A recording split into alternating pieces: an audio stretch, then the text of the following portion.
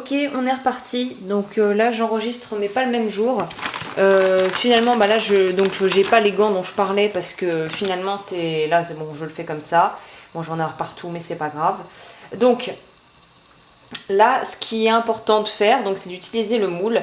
J'ai essayé hier soir une technique que je voulais présenter en fait pour la démo, mais ça n'a pas du tout été concluant. Donc je vais essayer la technique de base qui pourra fonctionner avec des flasques qui soit ont une encoche donc vers le haut pour pouvoir mettre le métal par le haut, soit les ronds qu'on peut trouver plus facilement dans le commerce, notamment chez Cookson, qui sont qui ont où il va falloir utiliser une méthode pour pouvoir mettre le métal qui est liquéfié en fusion d'une autre manière, parce que je pense que ça sera mieux finalement effectivement de te montrer la méthode qui sera utilisable pour n'importe quel genre de support, et même si tu n'as pas de moule en aluminium, tu peux même te débrouiller pour essayer de trouver des vieilles boîtes de conserve que tu pourrais ouvrir des deux côtés, par exemple des boîtes de thon ou des trucs comme ça, pour pouvoir faire vraiment un truc maison si tu n'as vraiment que dalle sous la main ou que tu n'as pas envie d'investir pour un moule pour commencer, parce que les moules je crois sont pas donnés, en tout cas sur Cookson je crois qu'ils sont pas donnés. On peut en trouver sur eBay, après au niveau qualité je sais pas s'il y a vraiment une grosse différence. Et là la raison pour laquelle, donc je disais là je suis passée du coq à l'âne, mais la raison pour laquelle je te préconiserais les gants, c'est parce que la terre de Delft a des propriétés qui sont différentes de la terre que tu pourrais trouver dans ton jardin ou voilà dans un parc, parce qu'elle est beaucoup plus collante en fait. Et c'est ce qui va permettre de faire un travail beaucoup plus précis et de pouvoir compacter ça de manière à ce que ça soit adéquate pour pouvoir utiliser ça pour la fonte. Donc là, l'important, c'est vraiment d'en mettre beaucoup. La clé du succès pour pour cette chose, parce que c'est pas du tout une science exacte. Donc tout ce que je peux te recommander, c'est de tasser la terre au max, mais vraiment au max de chez max. Donc pour la partie inférieure, on peut se permettre de y aller tranquillement, voilà, comme ça.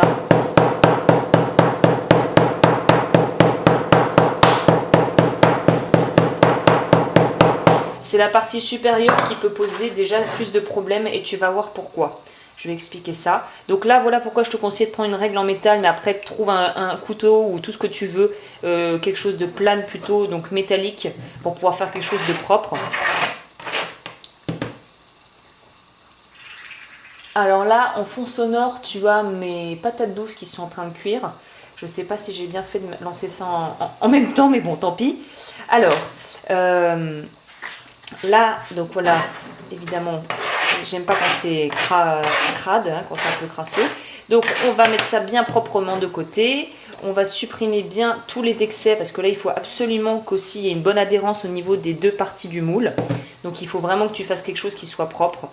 Là c'est important d'être propre et organisé et méthodique dans la façon de faire. Donc là on a quelque chose de propre. C'est pour ça d'ailleurs que les gants seraient de rigueur, parce qu'après, si tu tripotes le moule, tu vas déposer des particules, et justement ce qu'on veut éviter de faire, c'est de déposer que ça soit de la poussière ou des saletés sur le moule qu'on veut utiliser, le modèle, donc moi pour le coup la bague. Donc là ce qu'on va faire, c'est qu'on va utiliser le talc. Donc comme je disais, soit avec un pinceau, soit avec des vieux bas que tu peux trouver ou même acheter à cet effet. On va mettre le talc. C'est important d'en mettre une bonne couche là. Bon, pas trop non plus, mais pour que ça va permettre en fait de pouvoir décoller les deux parties du cadre en aluminium plus facilement, et de pouvoir insérer le proto aussi, le prototype que tu veux donc faire fondre. On va aussi en mettre sur la bague. Du coup, je vais en mettre sur la bague. Là, on peut y aller. Il faut essayer de pas trop tripoter si possible. On va être obligé de façon de tripoter un des deux côtés pour pouvoir l'insérer. Donc l'important c'est que on le manipule le moins possible. Là évidemment, si j'avais utilisé l'aspect flasque, j'aurais essayé de mettre au moins 2 bons centimètres avant d'insérer la bague, parce qu'il faut quand même un canal assez important pour pouvoir faire tomber le métal bien. Sauf que là ça n'a aucune importance, parce qu'on ne va pas utiliser la partie supérieure de la flasque. Donc pareil, si c'était un moule rond, tu le places au centre tout simplement. Là on va utiliser la pression de la paume pour insérer la bague au moins jusqu'à moitié. idéalement la moitié d'ailleurs. Mais bon, vu que là tu pourras pas vraiment savoir si c'est la moitié ou pas, on fait un peu à l'œil. Il faut qu'il y ait un peu de résistance parce que si la terre est correctement tassée, forcément ça va être beaucoup plus compact, donc plus dur de rentrer le moule à l'intérieur. Ce qui est bien, c'est que la cire est quand même relativement costaud, donc on peut se permettre d'y aller. Après, si tu utilisais un modèle naturel, par exemple, je sais pas, un coquillage, une écorce d'arbre ou quelque chose qu'on pourrait trouver, un petit morceau un petit pain, une petite, je sais pas comment ça s'appelle, enfin bon voilà. Pour les choses organiques qui viennent de la nature, il va falloir y aller beaucoup plus doucement. Aussi, si tu veux utiliser, comme je disais précédemment, j'ai essayé mes premiers prototypes, moi, avec de la terre cuite, et il y en a qui se sont cassés, qui n'ont pas supporté la pluie et la pression. Donc il faut vraiment faire attention au type de base que tu veux utiliser pour faire ton moulage. Là c'est primordial, surtout que ce moule est vraiment pas le top. Hein. Si tu tombes sur quelque chose de similaire à ça, je te déconseille. Moi je fais ça parce que c'est la première chose que j'ai prise quand j'ai commencé, mais c'est pas le top parce qu'il faut vraiment que les encochures, là, les coins soient très très propres et exemptes de tout reste de terre. Donc il faut vraiment quelque chose qui soit très très... Là vraiment la propreté et de rigueur, pas dans le sens qu'on pourrait l'entendre, mais il faut vraiment avoir des choses nettes et propres pour avoir des très bons résultats. Donc là, on va utiliser encore de la terre qu'on va mettre au-dessus. Et là, on va vraiment essayer de faire d'enlever le maximum d'air et de vraiment avoir quelque chose qui soit de très aéré. Donc même quitte à aller sur le côté et vraiment à essayer, tu pourrais presque utiliser ça pour la règle, pour vraiment faire quelque chose de très très aéré, parce que c'est très très important pour la suite des opérations. C'est là où ça se complique, comme je le disais au départ, c'est qu'à partir du moment où tu as mis le cadre supérieur, déjà c'est hyper important de travailler sur une surface très très plane, parce qu'il faut absolument que tu puisses après utiliser le maillet pour pouvoir vraiment tasser la terre bien et avoir quelque chose qui soit très très compact. Et là, il va falloir vraiment y aller tranquillement. C'est là où tu peux commencer déjà à avoir des problèmes parce que si tu fais mal l'étape du couvercle, je veux dire de la partie supérieure, tu peux te retrouver avec quelque chose de une impression de proto, de ton prototype que tu veux donc fondre, qui sera mal faite. Donc c'est hyper important de faire quelque chose de très très très compact et de très très très bien fait quoi. La suite et le résultat final en dépendra et ça sera très fortement lié à la façon dont on t'a fait, ça, cette étape-là que je suis en train de faire sous tes yeux. Donc là, on peut y aller avec les doigts. Et après, on va faire le même procédé que pour la partie basse, c'est-à-dire qu'on va en mettre beaucoup au-dessus. Là, pour le coup, mélanger la terre avec les restes de talc, c'est pas trop une bonne idée, c'est essayer d'éviter parce que le talc va faire des effets, pour le coup, qui vont pas être souhaitables si on veut pouvoir mettre la partie supérieure, mais bon, c'est un détail. Donc, là, on y va. Comme je dis, on essaie toujours de séparer la terre, il faut que ça soit meuble et aérien. C'est important.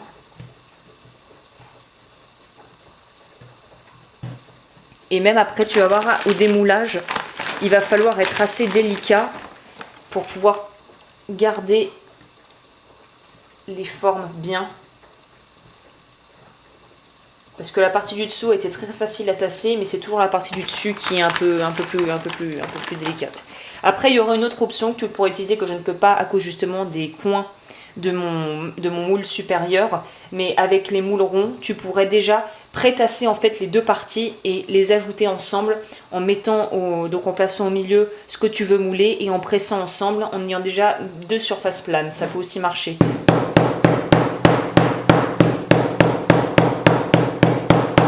Donc là, vu que je sais que j'ai mis la bague au milieu, je vais évidemment essayer de centrer la force. Bon, il faut que ça soit partout assez égal, mais encore plus là où il y a le modèle qui va être moulé.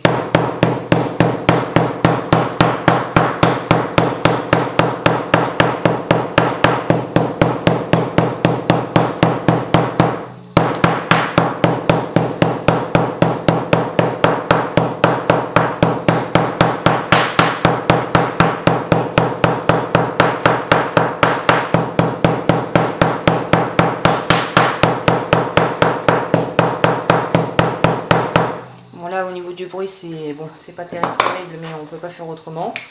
Bon, normalement le talc, je crois qu'il faut toujours fermer parce que c'est très, ça craint l'humidité. Donc voilà. Et là, on va utiliser pareil. Donc tu as vu, j'y suis allée et puis tu as vu le tas, il l'a bien réduit. Hein. Donc là, on va faire pareil. Quelque chose de propre, toujours. C'est pas mettre trop de talc dessus. Parce qu'après, ça fait quelque chose de pas terrible. Donc là, c'est là où partie Delicatessen. Donc tu peux même, voilà, vraiment, il faut que ça soit très bien collé et ajusté.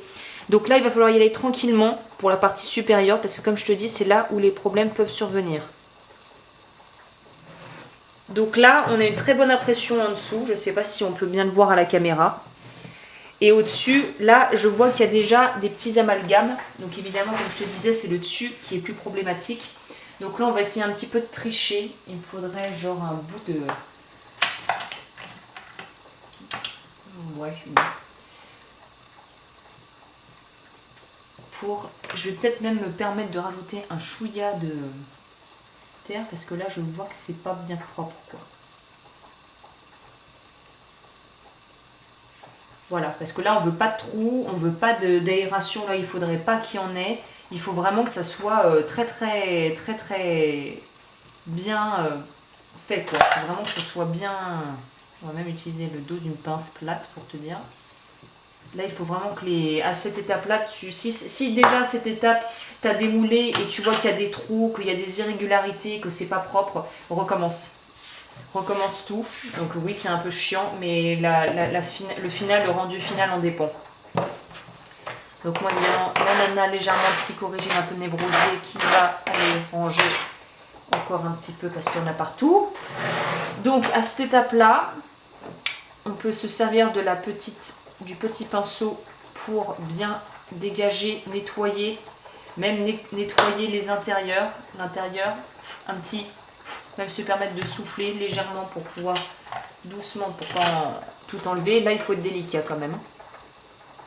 Moi, j'utilise mon espèce de mini cure-dent, là, en fait de gros cure-dent. Et ce qui est génial, c'est qu'il y a une partie biseautée, et ça, franchement, c'est très pratique. Donc même si tu devais prendre je sais pas moi, un pic de barbecue ou quoi, ou tailler un bout de bois, ça pourra te rendre énormément de service, ça pourra être utile, très utile. Donc à partir de là, on peut utiliser soit une pince, soit simplement, vu que moi j'ai un gros modèle, je peux y aller doucement pour enlever le moule avec les doigts. Ok. Là, on peut venir retoucher très délicatement. Là, il va falloir vraiment apprendre à être très délicat, hein, pour pas bouger la terre, pas faire de choses qui seraient pas bien. Et à partir de là, je sais pas s'il y a une méthode spécifique qui prévaut sur une autre, mais là, que ce soit la partie basse ou la partie supérieure, ce qui va importer maintenant, c'est de faire un trou pour pouvoir faire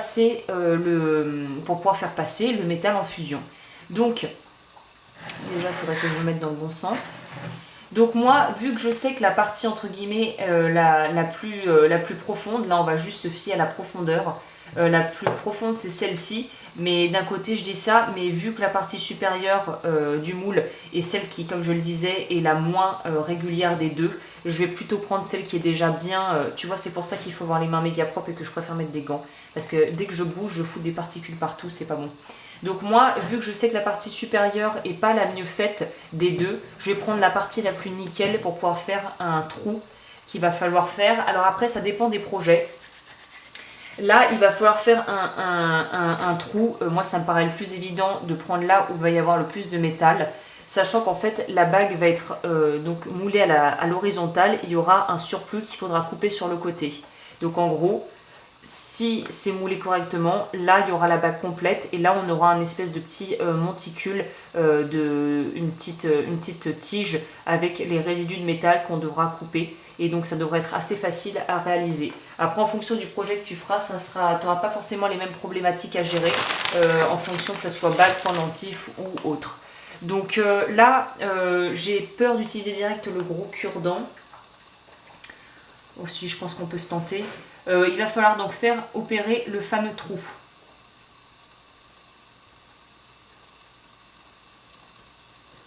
Donc j'espère qu'on voit bien.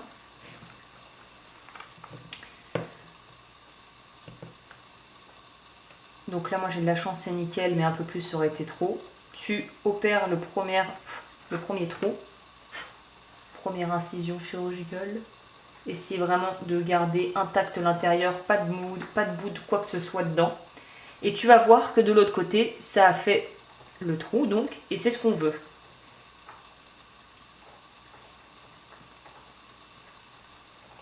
Donc là,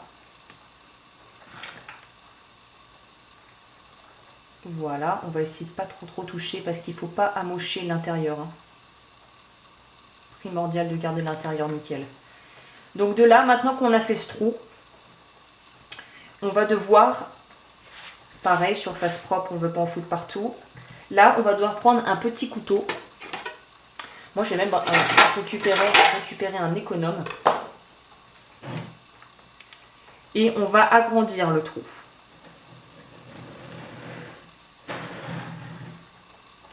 Là, on y va tranquillement. Parce que toujours, je me répète, mais il ne faut pas abîmer l'intérieur.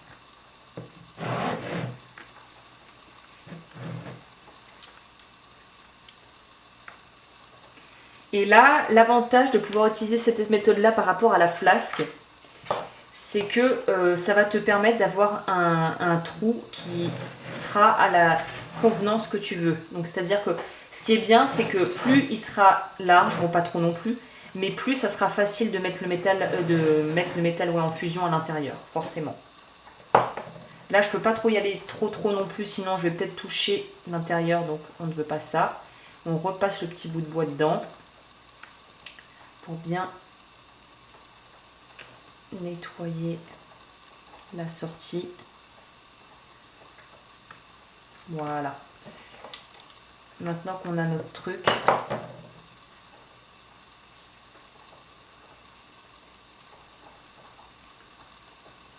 maintenant on peut commencer presque à vraiment dégrossir de l'extérieur. Là, je vais carrément prendre la partie donc qui est biseautée du bout de bois.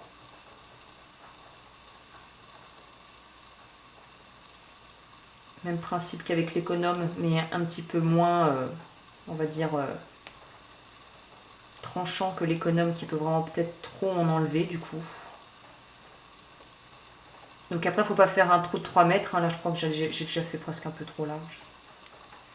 Quand on insère le bout, essayez au maximum que ça soit propre pour pas ajouter des résidus en plus. Parce que ça, c'est pas du tout ce qu'on veut.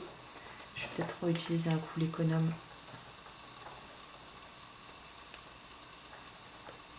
Parce que ça aussi, ça sera à la pratique. Hein. Tu verras au fur et à mesure, tu sauras quelle est la bonne taille pour faire rentrer le métal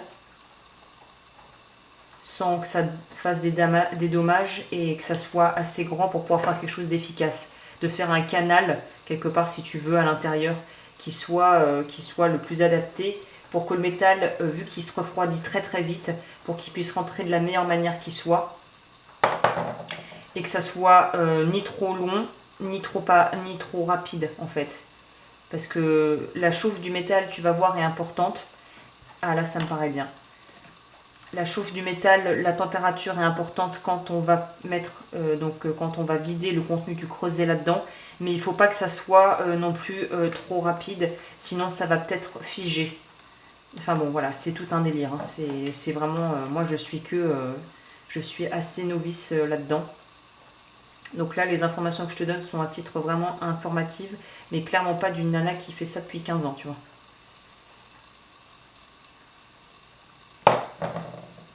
Donc là, moi, je le fais au feeling et mon instinct, entre guillemets, me dit qu'il faut arrêter de creuser. Donc on va arrêter. Nous revoilà. Donc là, pour ceux qui n'ont pas vu la vidéo, je mettrai aussi le lien dans la description donc de l'épisode 1 et du creuset maison. Donc là, je ne vais pas m'étendre 3 ans sur le creuset puisque j'en ai déjà parlé.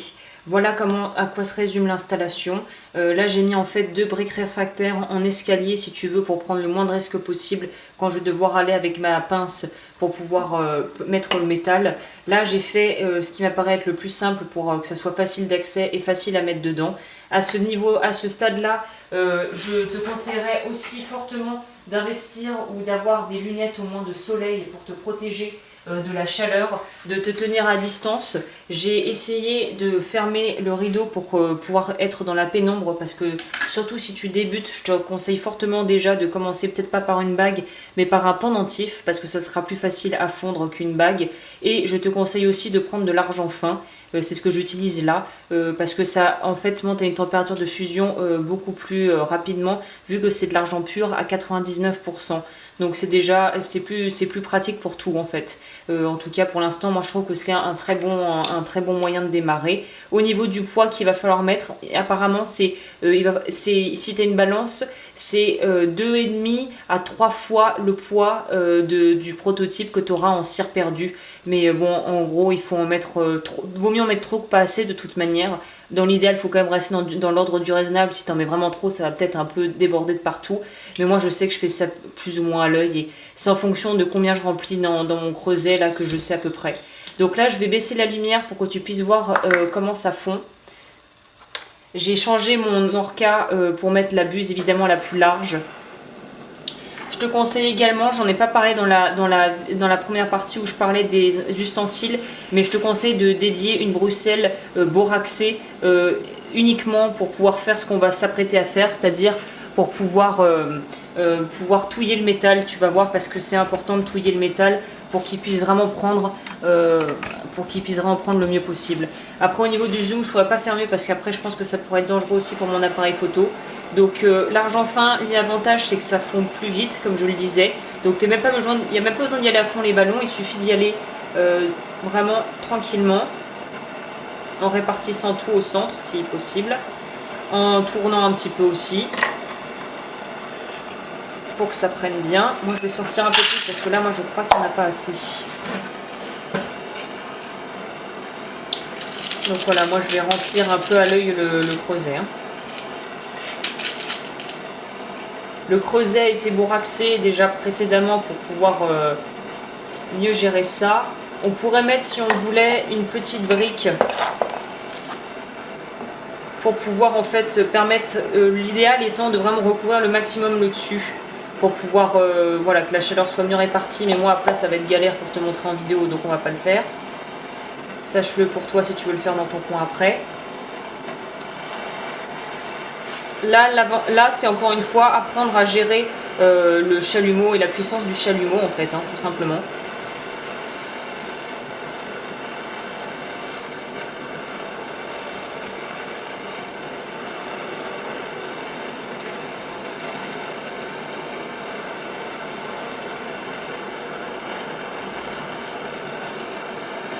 Et là, on va voir que ça va former une boule en fait. Le métal va venir pas se colmater, mais en tout cas se regrouper.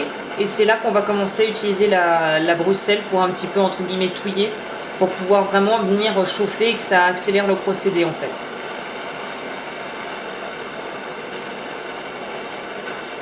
On peut faire des petits mouvements circulaires.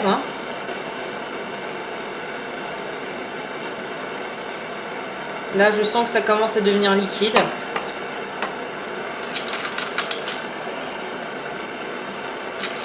Mais je vois aussi qu'il n'y en a pas assez. Donc là, pareil, je te dis, à l'œil, j'en rajoute. Là, c'est l'idéal, cette technique, pour fondre ces chutes, en fait. Pour ceux qui me demanderaient déjà, j'ai testé de la fonte du bronze grenaille qu'on peut trouver sur Cookson, qui marche, qui requiert un petit peu plus de temps que la fonte d'argent, mais on peut le faire tout à fait avec un chalumeau Orca et fondre environ jusqu'à 20-30 grammes sans problème, je crois, ce qui est déjà énorme. Pour le laiton, vu que j'ai jamais testé, je sais pas.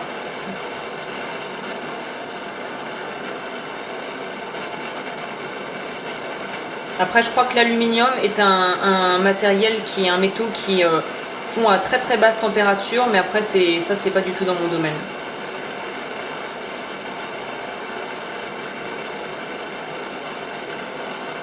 c'est pas dans mon domaine de compétence.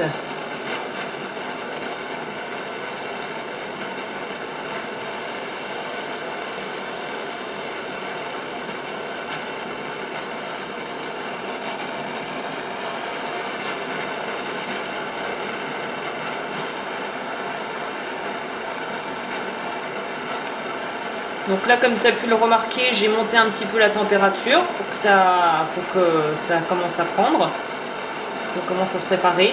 Voilà, là ça commence à se liquéfier. Je ne sais pas si ça se voit bien à l'écran. Je pense que ça va être dur de te montrer, mais ça commence vraiment à être liquide.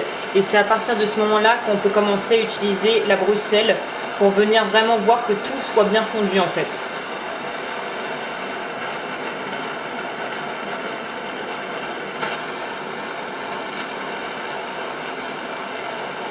Avant de passer à l'étape finale.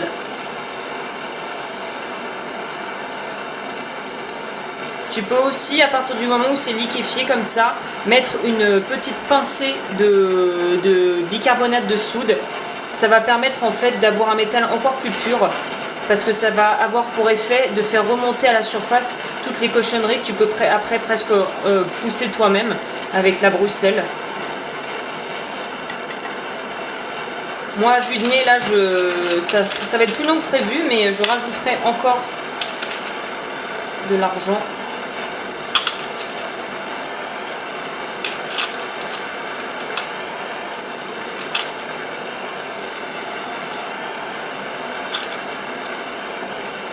Parce que comme je le disais, il vaut mieux en avoir trop que pas assez pour le coup. Hein.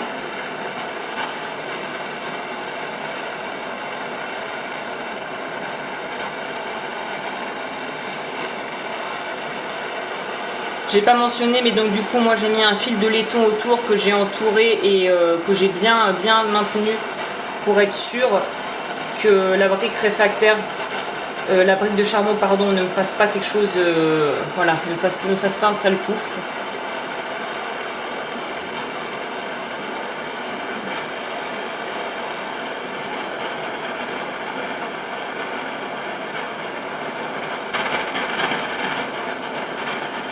Voilà, c'est important de touiller parce que il faut savoir où on en est au niveau de la chaleur là. Donc moi je veux mettre les turbos là pour que ça puisse vraiment fondre parfaitement.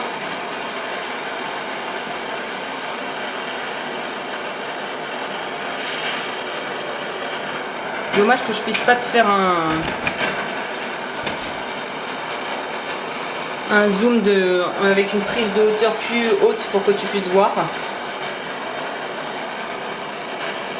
Ce sera peut-être pour une autre fois.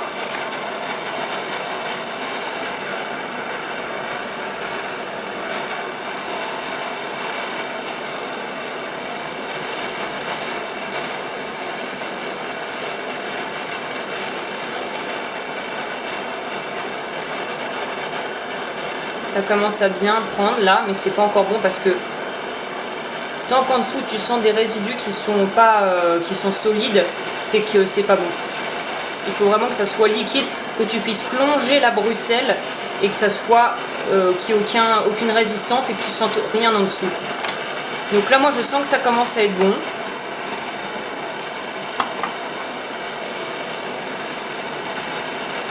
Parce que là, quand tu sens que c'est bon, c'est qu'il commence à bouger avec le métal, en fait. Que le métal commence à bouger avec la flamme, en fait. Voilà, tu vois. Est-ce que je peux réussir à faire quelque chose? Non, ça va être trop compliqué de te montrer. Mais en gros, quand tu secoues, ça part dans tous les sens. Donc là, c'est vraiment que tu as quelque chose de liquide qui est prêt à partir.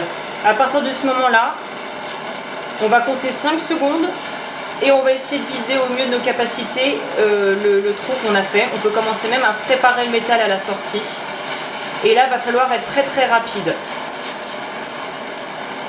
Donc 1, 2, 3, 4 et 5.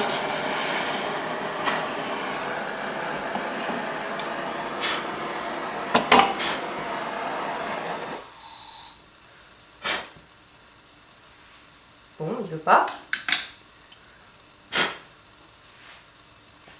Donc là, parce qu'on est feignant et qu'on n'a pas envie de se taper à nettoyer le creuset derrière, on va vite sortir les petits résidus qui n'auraient pas pris. Les petits résidus d'argent qui n'auraient pas pris. Je vais rallumer ça. L'odeur de la terre de Delft, c'est un peu particulier, hein, je te préviens déjà d'avance. Et là, à partir de cette étape, je te fais un zoom encore du moule fumant. À partir de cette étape-là, je vais couper et je reviens avec toi pour la découverte. Est-ce que ça a pris ou pas? Je reviens, donc, alors là, pour tout te dire, c'est encore bouillant, enfin, c'est chaud. Donc, j'ai foiré le premier, bien sûr. Oula, ça va même attaquer mon tapis tellement c'est chaud. Bon, alors voilà, on va plutôt mettre ça dans ce sens-là, du coup. Alors, ce qui s'est passé, c'est que déjà, vu que la vidéo avait coupé, et puis de toute façon, j'avais oublié un truc super important, c'est les canaux. Alors, je ne sais pas si ça se voit bien à l'écran, mais c'est pour ça que le premier essai a été infructueux, je pense. C'est que j'ai oublié de faire les canaux, entre guillemets, imagine que ce soit des conduits d'aération. C'est-à-dire qu'une fois que le métal arrive et qu'il est assez chaud, pour qu'il se répartisse uniformément et pour pas qu'il y ait soit des bulles d'air, soit que ça fasse des difformités dans le design, il faut faire des canaux. Et en fait, les canaux, c'est tout simplement prendre ton bout de bois ou même ton couteau et faire des incisions à certaines parties. Donc en général, on en fait 5 que d'un côté du moule. Mais moi, pour vraiment verrouiller, j'en ai fait 5, enfin là plutôt 4 du coup, pour des deux côtés du moule. Donc là, je pense qu'on peut bien le voir sur celui que je tiens dans ma main. Donc c'est des petites incisions légères qui sont pas là pour déformer le métal, pour déformer, je veux dire, la forme finale, mais juste pour pouvoir avoir de l'air pour que ça puisse s'évacuer, car comme tu peux le voir, j'ai des résidus qu'il va falloir que je coupe et que je polisse correctement. À cause du fait que justement parce que vu qu'on peut pas vraiment calculer au millimètre près, au gramme près la quantité de métal, surtout quand tu es comme moi et que tu fais tout à l'arrache, donc dans ces cas-là on va pas avoir 36 solutions, il va falloir faire des espèces d'encoches pour pouvoir laisser le métal vraiment pouvoir se répartir uniformément à l'intérieur quand on met ça, et surtout que ça puisse après, s'il y en a de trop, et sortir plutôt que faire des amalgames ou des bulles ou des trucs poivres. Donc là, vu que c'est très chaud, je te conseille d'avoir un bol d'eau à côté de toi, et là je vais le faire en direct, je coupe là et je reviens quand on sort, je vais démouler le truc. J'espère que le zoom sera ok, normalement le zoom est sur le bol. Donc vu que c'est chaud, mais que c'est un peu le temps quand même, vu que j'ai fait toute ma tambouille là, de refroidir un peu. Donc là, on peut réutiliser la terre, enfin plutôt, c'est vrai que c'est terre, on dit terre de Delft, mais ça ressemble plutôt à du sable hein, au niveau de la texture. Donc là, moi je vais remettre mes gants, j'ai finalement ressorti pour la deuxième essai là mes gants qui sont talqués à l'intérieur, je crois que ça se trouve en grande surface, hein, c'est des trucs genre pour les huîtres ou un truc comme ça. Évidemment, je te fais tout tomber dans la foulée, hein, bien sûr. Ça va être un peu de la marque de fabrique. S'il n'y a pas un truc qui tombe, c'est que c'est pas normal. Alors, on n'a plus besoin de ça. On va fermer le talc. Alors là, comme je le disais, oui, c'est ma chaise qui grince, toujours aussi. Alors, qu'est-ce que je disais? Oui, donc là, on peut garder les parties qui n'ont pas été brûlées au niveau donc, de la terre de Delft, dont je disais qu'elle ressemblait plus à du sable qu'à de la terre. Où est la poubelle? Ici. Pour pouvoir les réutiliser ultérieurement. Par contre, ce qui a été cramé ne peut pas être réutilisé. Jusque-là, pas trop compliqué. Donc moi, je vais essayer de faire ça. Ah, je t'ai pas montré avant peut-être de détruire tout. Voilà, j'ai fait aussi une... je sais pas si on peut bien voir, là, je vais essayer de zoomer.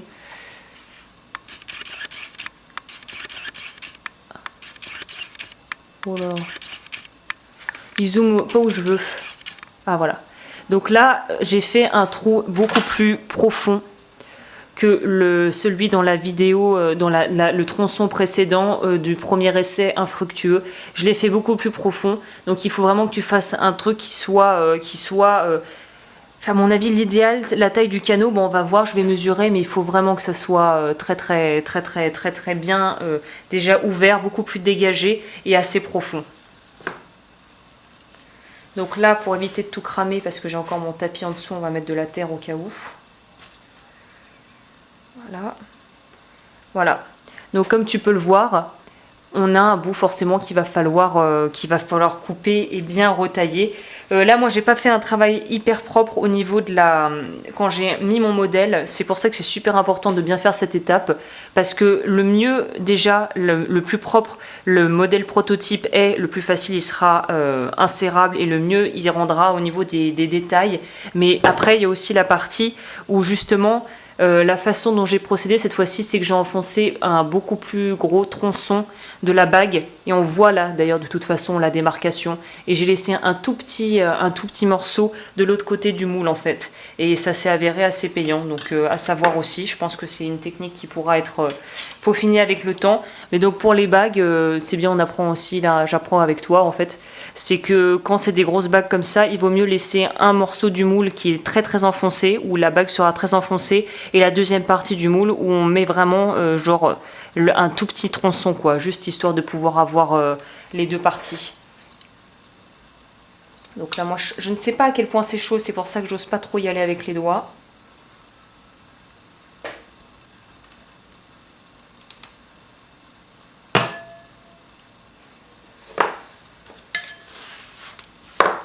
Bon, je vais essayer, je ferai ma tambouille et je finirai plus tard. Aussi petit détail par rapport à la terre, tu peux l'humidifier, c'est-à-dire dans le paquet, mettre quelques gouttes d'eau, refermer jusqu'à la prochaine utilisation. Donc là, je peux y aller, je pense que ça craint plus. Alors évidemment, il faut faire attention à les petits picots. Avec quoi je peux enlever ça? Le couteau.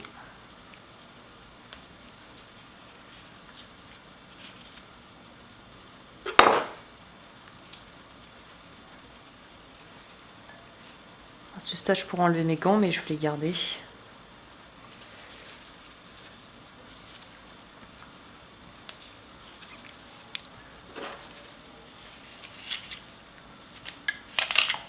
Ah, voilà.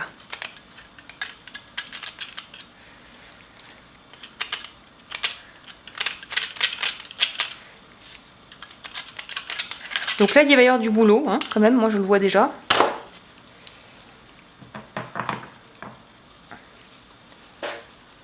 Donc voilà à quoi ça ressemble.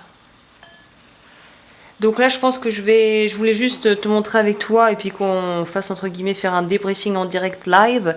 Mais je suis contente parce que c'est quand même c'est resté très proche du modèle initial. C'est juste après voilà moi qui ai fait des trucs qui n'étaient pas forcément idéal. Donc là, ce que je vais faire, c'est que je vais couper là, nettoyer tout mon barda et je reviens avec la dernière partie où je te montre un gros plan avec un meilleur éclairage pour que tu vois comparé à la base ce que ça a donné.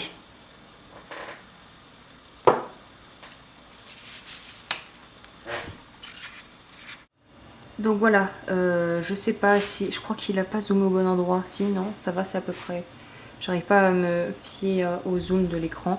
Donc voilà, le truc un peu plus clean, ce que ça donne. Là, je vais avoir beaucoup de boulot au niveau de ça, là, parce que l'idéal aurait été d'avoir une tige un petit peu plus longue pour pouvoir couper ça proprement. Mais vu qu'il fallait que ça soit plus large au niveau de l'entrée du canot, j'ai pas pu faire autrement. Donc voilà, on est sur quelque chose qui est quand même...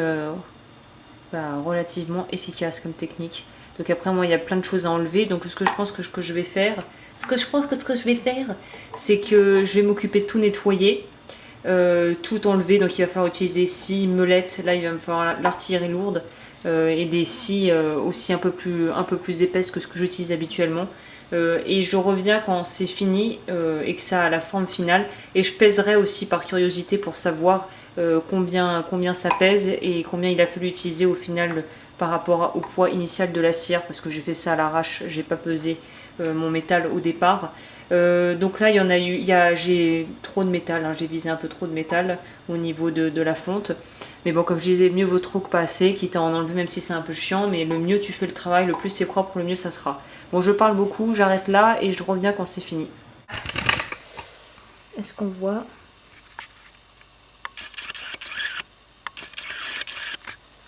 Oui, je sais pas pourquoi il... Ah. Donc voilà, le résultat est porté.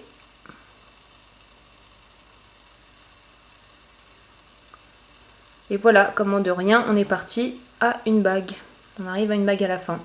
Bah écoute, je te dis à la prochaine, j'espère que ça t'aura servi, que ça aura pu être utile et on se voit bientôt. Ciao!